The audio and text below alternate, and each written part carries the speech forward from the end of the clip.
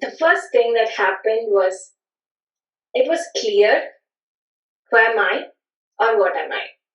When it is very clear, after that, you get lost, you come back, you get lost, you come back. So that interest of neti process happens where something comes and you get attached and you'll be like, oh, this is not me. I am not that. Everything. It's like a moment to process. This is like a year-long process for Sindhu. It was like going on for a very long time. So first, initially, you get clear and you start doing this neti process. It's almost like a UAT. If you're in the IT, a bug comes every time. Oh, this is a bug. Okay, this is a bug. This is not me. This is not I. So that happens for a long, long time. It's okay. Then compassion happens. Like it's okay that you get lost, right? It's okay. There's no, because it's all in the mind. It should happen or it should not happen. So it's always like then compassion slowly happens, and then you feel very soft and nice to yourself and to others as well. And after a long time, you slowly step back, and there comes a point where you identify. When the ego comes. That when somebody is there, you're not there, and there is nobody, then you're already there. There's nothing more to do, right? So. And then you also know there's nothing to do and you're not doing anything. After all these process, slowly you just go back and back and back. And in all this process, what helped was we think that, oh, I'm in a very advanced level. But when you're going in this personal journey, I went back to basics. I stopped doing everything in the sense, totally no spirituality, nothing.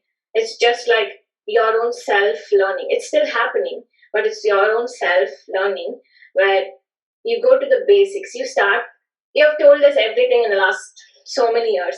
It's all about the likes and dislikes. After you go back with all the basic normal things, there'll be certain big things, and that's when you have to see, this is my like, that is why it's coming, and this is my dislike, that is why it's coming. So you go to the basic root cause of the final few things, and then after that you feel like, if you have Buddha experience as well, I had that. So you feel that the silence is too loud after a certain point of time, and you understand that you're not going to look for a world where there are no thoughts. Thoughts are going to be there, and then you be okay with that. And after a point, there was only a couple. For me, at least, there was only one thing, and that's when I reached out to Didi. I'm talking to everybody else. I think I figured out this, but I don't know how to get out of it. And she texted me, I'm always there. So I talked to her, and she said, is this person, it's like somebody on the road where you forget, or is this person sitting in your head? Then you do your own process of watching that for a week or a month and see, okay, this is it. And after some time, you don't even have to do anything, but this person all of a sudden just goes away, and even that disappears. I feel like that was like the big weight of the ego that's holding and having me in that Sindhus. But after some time, even that drops, and then that's when you like slip into that silence where it's like silence is loud. It's totally peace, and what Swati shared or everybody have experienced. You just be there, and then that journey begins of being or sinking into the silence. So this whole process is individual, right? Yeah. At least for me, you showed this is what can be, but afterwards it's all about the individual, where you take your journey on your own, and it's okay to go back to basics and do all these things. Yes, of course.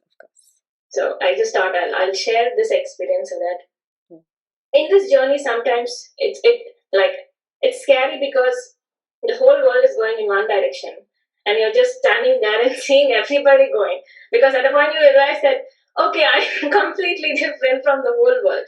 That's what happens. Now we are at a different level of knowledge, but at that point, or it can happen to anybody, where whole world is going in this direction and you're just slowly walking back, and you feel like, am I weird? Am I doing something wrong? Because everybody are doing something and I'm getting different. So you just walk backwards and walk in a totally different direction.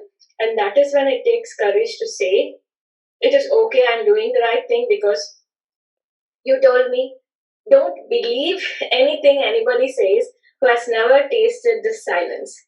And that was a big thing for me because the world tells you something and you tend to believe that, and at the point you think, what to do, should I believe or not believe? So at that point is when one needs the courage to be with your own experience, be with your own learning, and that has helped. Fantastic. This is what I So mean by being spiritually independent. She has become spiritually independent. Yeah? So you also must walk in that direction. Take inspiration from her and become spiritually independent. I'm there if there are questions. Don't worry. But you keep walking on your own, figure it out. Oh, yeah, these are my pitfalls, these are my blockers. How can I work on this aspect? And you figure it out. This is probably what will help me. And if there is some big blocker, big question, I'm there. But you, inside you, there is the Guru Tattva, and inside you is the disciple. That Guru Tattva has to train the disciple. It's a beautiful journey, Sindhu. Wonderful.